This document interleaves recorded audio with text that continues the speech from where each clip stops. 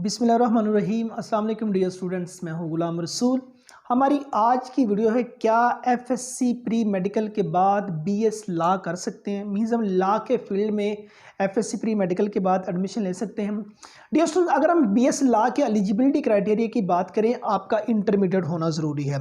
आपका इंटरमीडिएट हाँ किसी भी डिसिप्लिन में हो, आपने चाहे एफएससी प्री मेडिकल की है, आपने चाहे एफएससी प्री इंजीनियरिंग की है, आपने आईसीएस किया है, आईकॉम है, डीकॉम है, एफए है, एफआईटी है, ए लेवल है या इसके इक्वल आपकी तालीम है, तो आप बीएस लॉ के लिए एलिजिबल है। ज़रूरी नहीं कि आपने एफएससी प्री मेडिकल की है, ज़रूरी नहीं कि आपने एफए किया है, या ज़रूरी नहीं आपने लॉ का फील्ड पढ़ा हुआ तो आप लॉ के फील्ड में जा सकते हैं, लॉ का सब्जेक्ट पढ़ा हुआ तो आप लॉ के फील्ड में जा सकते हैं। ऐसा बिल्कुल भी नहीं है। और जब आपका गवर्नमेंट सेक्टर के यूनिवर्सिटीज़ में मेरिट बनना है, उन्होंने ये नहीं देखा ना कि आपने एफएससी प्री मेडिकल किया है तो आपका स्कोर कम है तो आपको वो जो मेरिट में आगे रखेंगे, ऐसा बिल्कुल भी नहीं। उन्होंने आपके इंटरमीडिएट के नंबर देखने हैं, मतलब कि 12वीं क्लास तक उन्होंने आपके नंबर देखने हैं। आपने चाहे एफए किया हुआ है, आपने आईकॉम किया हुआ है, आपने डीकॉम किया हुआ है, जो भी डिसिप्लिन में आपने इंटरमीडिएट किया है, तो आपका जस्ट वो मेरिट कैलकुलेट किया जाएगा। उससे पहले आपको लैट क्लियर करना होगा, लॉ एडमिशन टेस्ट। वो 100 नंबर का टेस्ट होता है, हर 3 माह बाद मतलब कि वो कंडक्ट होता है। उसमें मिनिमम आपको 50 नंबर जो उनसे वो लेने ज़रूरी हैं। 100 नंबर का टोटल होता है, 50 नंबर उसमें लेने ज़रूरी हैं। उसको क्लियर करने के बाद फिर आपके इंटरमीडिएट के नंबर, मैट्रिक के नंबर, बाद यूनिवर्सिटी जो सी वो अपना इंटरव्यू भी कंडक्ट करती है, लेकिन मेजर नंबर आपके जो इंटरमीडिएट के हैं 11वीं 12वीं क्लास के वो ऐड होते हैं। बाकियों में कुछ कुछ परसेंटेज होती है। मैट्रिक की बात करें 5 से 10% नंबर ऐड होते हैं। इंटरव्यू में कुछ मतलब के नंबर थोड़े बहुत मतलब के ऐड होते हैं, और मतलब के बाकी आपका टेस्ट उन्होंने क्लियर देखना होता है। तो ये 3-4 चीज़ों को ऐड करते हुए आपका जो मेरिट है वो कैलकुलेटर होता है।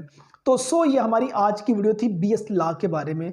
तो बीएस लॉ में एडमिशन लेने के लिए अगर मैं बेस्ट कम्बिनेशन आपको बताऊं, अगर आप मैट्रिक के स्टूडेंट हैं, आप ये वीडियो देख रहे हैं और लॉ के फील्ड में जाना चाहते हैं, स्टूडेंट्स आप एफए कर लीजिए। और एफए में जो सबसे आसान सब्जेक्ट्स कम्बिनेशन आ जाता है ना, उसमें एजुकेशन है, सिविक्स है, और उसके बाद तीसरे नंबर पे इस्लामियत इख्तियारी है। एजुकेशन, सिविक्स, इस्लामियत इख्तियारी, ये 3 सब्जेक्ट नहायत आसान सब्जेक्ट हैं। इस कम्बिनेशन के साथ आप एफए कीजिए, 800-900-1000 नंबर तक आप आसानी से ले सकते हैं।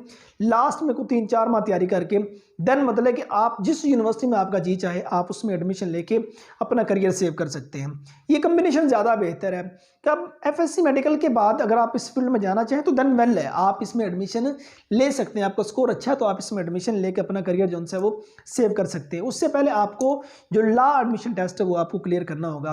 बाकी बीएस लॉ और उसके बाद लेट के बारे में जो कंप्लीट इन्फॉर्मेशन है वो ऑलरेडी इस चैनल पर अपलोड हो चुकी है, और उसका लिंक भी नीचे आपको डिस्क्रिप्शन में मिल जाएगा। बीएस लॉ की कंप्लीट इन्फॉर्मेशन उसके अंदर आपको मिल जाएगी, जॉब एरिया आपको मिल जाएगा, सैलरी पैकेज आपको उसके बारे में सारी डिटेल मिल जाएगी, कौन कौन सी यूनिवर्सिटीज़ ऑफर कर रही हैं वो तमाम डिटेल मिल जाएगी। और लॉ एडमिशन टेस्ट लेट के बारे में भी नीचे लिंक दिया गया है। अगर इसमें वो तमाम चीज़ें डिस्कस करनी शुरू कर दें, ये वीडियो बहुत लेंथी हो जाएगी। तो जो जितना आप जानना चाहेंगे आपको उसका लिंक डिस्क्रिप्शन में मिल जाएगा, आप उस पर क्लिक करके वहाँ इन्फॉर्मेशन जो सी वो गेट कर सकते हैं। उम्मीद करता हूँ कि आज की वीडियो आप स्टूडेंट को अच्छी लगी होगी। नेक्स्ट वीडियो में मिलते हैं। अपना बहुत सारा ख्याल रखिएगा। फी अमानिल्लाह।